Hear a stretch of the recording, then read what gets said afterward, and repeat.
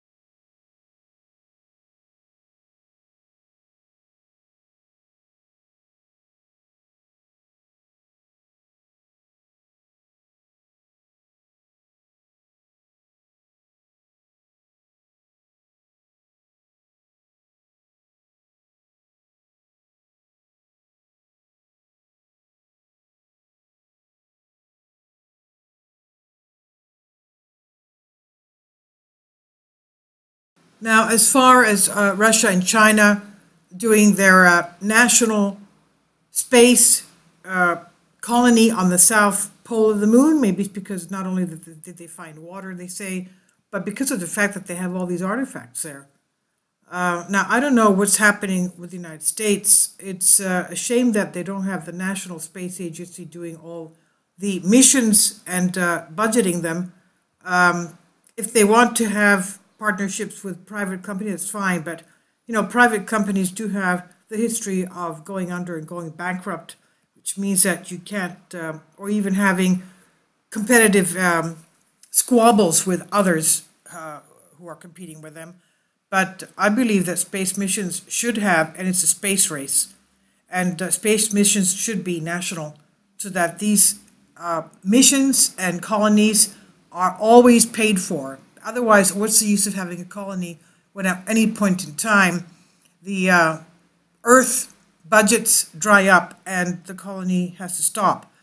Let's remember that it's a space race, and whoever controls, for example, the moon, will also be controlling the communications, satellites, and everything else having to do with high technology, having to do with the Earth. Whoever dominates space is going to dominate the Earth. So I hope that the United States gets it together and gets their priority to get up there first before others do. Anyway, please leave your comments. I hope that I'll leave links below for you for this, so that you can, if you want, you know, if you have the appetite, the urge to do so, try to find things on your own. Please leave your comments, and thank you for your support.